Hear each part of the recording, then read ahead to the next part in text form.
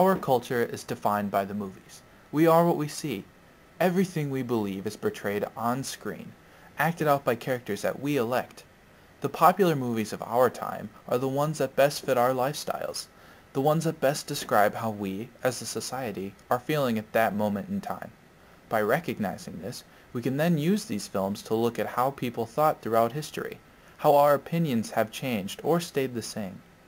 What if we use them to identify one key issue, such as the public opinions on the sexual objectification of women? What can movies tell us about this issue?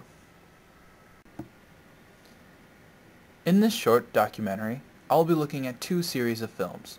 The first being the action-packed thrillers focused on the MI6 agent, James Bond, and the second being the romantic comedies of the comedian, Adam Sandler.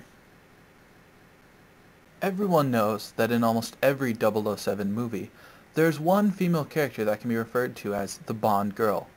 This is the woman who Mr. Bond, James Bond, ultimately makes off with after he has defeated the main villain of the story. And the Bond girl is always the most attractive, daring, mysterious woman of the film. But how do we know just who that is in each of the films? Well, the secret agent practically tells us with his signature introduction. I admire your courage, Miss... Trench. Sylvia Trench. I admire your luck, Mr. Bond. James Bond. In a high-stakes card game, such as the one happening in this private casino, it is not completely uncommon for women to be playing amongst the men. But if you examine under what conditions Miss Sylvia Trench appears, you'll notice that she is set apart by the rest. First, by her being the only one with a speaking role, and second, by what she is currently wearing. Amongst the other women within the room, the only colors seen are the formal black and white. But her dress is a bright red, red being the color of lust and passion. Studies have shown that the color red has a statistically significant correlation with levels of excitement, including increased blood pressure and heart rate.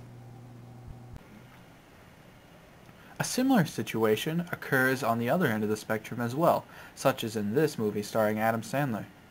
Note how in this scene, the female engaged in conversation with our protagonist is again wearing bright red, and again, there is no one else that can be seen wearing such an eye-catching color.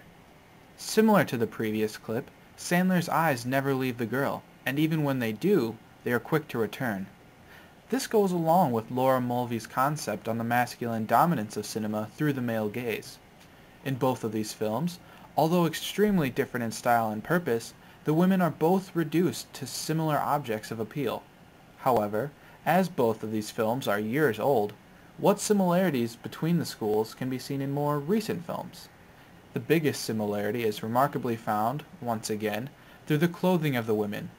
But this time, they share not the same color, but another quite noticeable trait.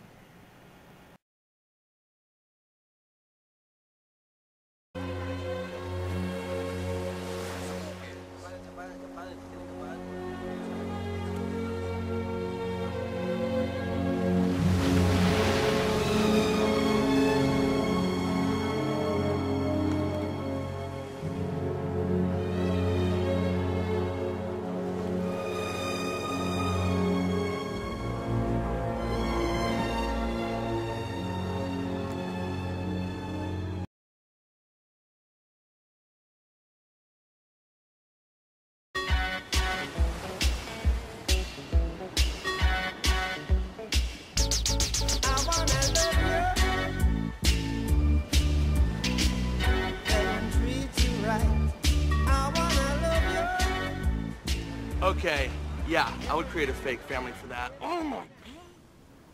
So what does this similarity mean?